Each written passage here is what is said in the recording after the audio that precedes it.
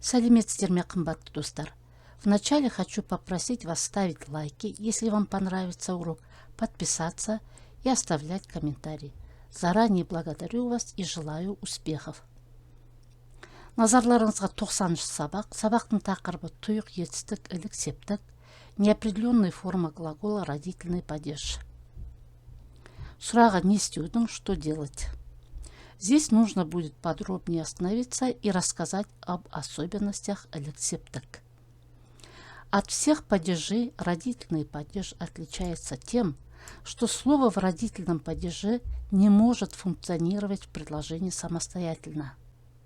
Выступая в роли определения, оно сочетается с определяемым словом, образуя словосочетание. Мы знаем, что слово в ілік, септік, являясь определением в предложении, требует от определяемого слова окончания притяжательной формы с, в зависимости от мягкости или твердости слова и на какой звук оканчивается. Это его свойство распространяется и на инфинитивные сочетания.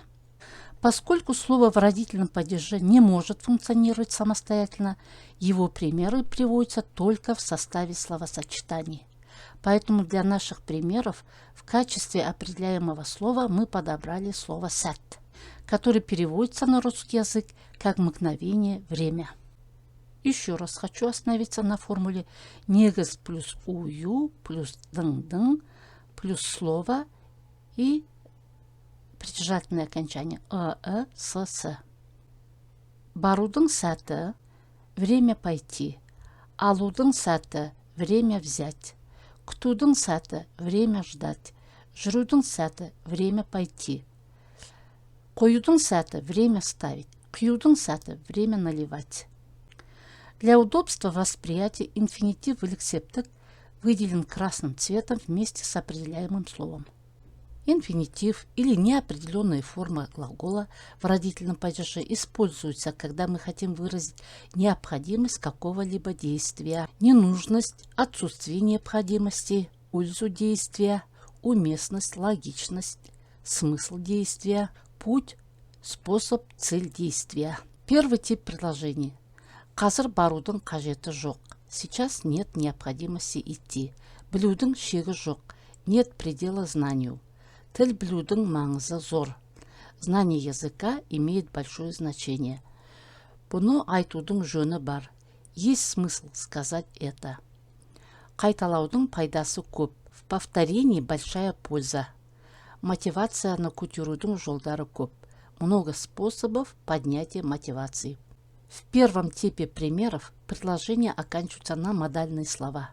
Жоқ, зор, бар, көп. Теперь зададим вопросы к инфинитиву в ілік, септік. Қазір барудың қажеті жоқ.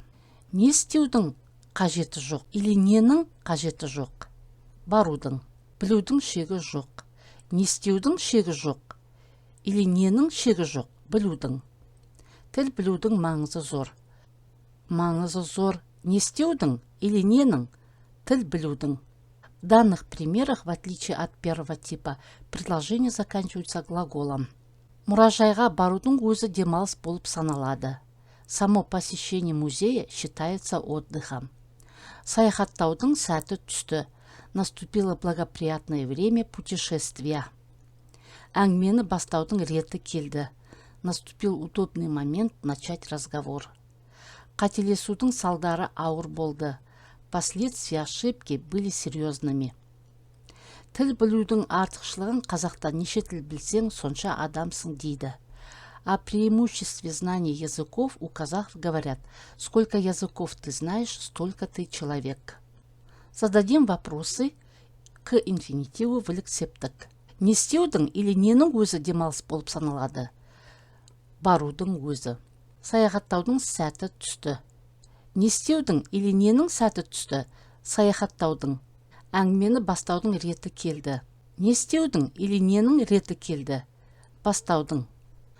Прочитаем текст задания на перевод. Польза бега для здоровья велика. Есть трудность в обучении. Правильное питание сильно влияет на здоровье. Последствия поспешных решений могут быть плохими. Возникла необходимость помочь. Важно правильно использовать время.